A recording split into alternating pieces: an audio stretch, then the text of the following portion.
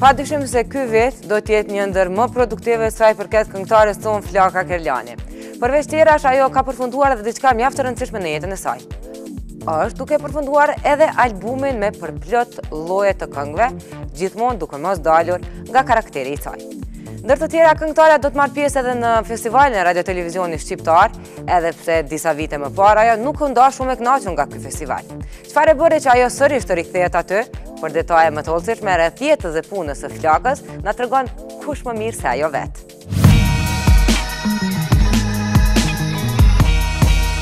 Viti që po e lëm pas do të mbetet më i suksesshëm në jetën dhe karrierën e Flaka Krelanit. Përveç një vere të pasur me mbrëmje koncerte live të realizuara mirë, 2015 për të do të shënoj edhe arritje të tjera. E kom përfunduar dhe masterin ekonomik, gjë që e kom hek një gojle definitivisht shumë të madhe dhe shumë jam e lumtur që kom arrit me realizu një plan tjetës time shumë të rëndësishme. Kurse sa i përket punëve më thonë jashtë fakultetit, normalisht kemi përfunduar dhe albumin tim. Këngëtarja e muzikës rock në muajin shkurt do të lëshoj albumin e parë i cili pritet të jetë befasi për publikun, për shkak se përmbajtja e tij nuk do të jetë gjitha në frymën rock. Zhanre shumë të ndryshme, zhanre të tipit R&B, ka me pas këngë të cilat kanë me pas reptur, që normalisht nuk më kanë dëgjuar asnjëherë njerëz me këndu reptura, ballada, pop, për ma tutje pjullu me dëgjuar albumin. E pikërisht për këtë laramani muzikore, ky projekt i cili do të përmbajë gjithsej 13 këngë të reja me tematika të ndryshme, mban titullin eksperimental, ani pse Flaka nuk do të dalë jashtë kornizave të karakterit të saj. Përveç faktin që kom bërë eksperimente, edhe është albumi i parë, edhe kemi vendosur që titullohet eksperimental. Kam pas një cover të albumit shumë interesant, që edhe ato e kemi realizu, mirë po normalisht që duhet mi bo edhe disa photoshooting tash, të cilat duhet të jenë domethënë pjesa përshtatshme të coverit albumit. Flaka nga tani po mendon edhe për mënyrën e publikimit të këtij projekti. Do të jetë një këngë që nuk është ndëgjuar akoma, një këngë është stil normal ndryshe, është viteve paka shumë 90-ta, kornave, kur kemi dëgju disco, Vogue style, 90s.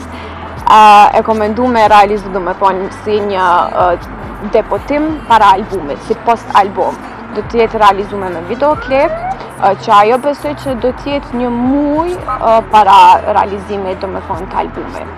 Edhe kom menduem që normalisht për respekt që është albumi i parë, duhet me bo normalisht edhe një promovim që do të jetë mjaft interesant.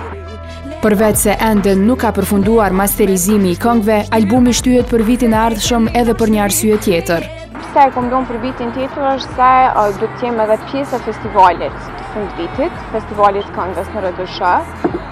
Prandaj nuk kam dëshirë me i përzi do thotë pjesëmarrjen time në festival edhe realizimin e albumit. Kështu që prandaj edhe kemi shtyr për vitin e ardhshëm. Flaka Krelanin këtë vit do ta shohim në skenën e festivalit të këngës në radio-televizionin shqiptar me baladën Si e për mu, e cila po ashtu rrjedh nga albumi. Përveç faktin që po mungon shumë ajo skenë, unë jam mësu gjatë gjithë kohës qysh hapat e me të fortë të muzikës, të karrierës time kanë qenë gjithmonë duke këndu live. Edhe në për skena të mdoja, qysh di me organizu do të thotë në Shqipëri, sidomos në për eventet të mdoja, edhe po e shoh që dita e ditës po mungon një festival i tillë që të jem pjesë e saj dhe që këngën time ta promovoj pikës pari, pastaj ta performoj me një orkestër shumë jashtëzakonisht të madhe që do të thotë meriton një kompliment shumë të madh që di me realizu domethënë live një këngë të tillë. Edhe përveç faktit që ne kolegët kur të bohemi bashkë ja kalojmë shumë mirë në festivale dhe në evente të tilla, edhe të i pas parasysh, domethënë krejt këto e kom pas arsyeshme që një punë tonën me promovu. Pjesëmarrja e Flakës në këtë event u prit me habi për faktin se vite më parë nuk u nda edhe aq e kënaqur me spektaklet në Shqipëri. Urojmë që të paktën kësaj radhe të mos kthehet të zhgënjyer, edhe në qoftë se fitoria nuk i takon asaj. Edhe zhgënjem me thonë nuk është zhgënjem, sepse kur e ki një anë të fortë, si që është publiku atyre nuk ka vend edhe nuk i lo hapësi zhgënjimit. Unë edhe pak, disa ditë më herët e lexova, kur e kom japë një intervistë, e kam bu një titull do të thotë që edhe pse pas zhgënjimeve të shumta, flaka prapë merr pjesë. Unë kom thonë nuk ka kurrë më të shëmnal. Për kuntrazi këto gjëra më bojnë edhe më të fortë, më shtim me punu edhe më shumë për gjëra edhe më të mira. Kështu që unë po them inshallah ballafaqona çdo ditë me zhgënjime se aq më fort bona.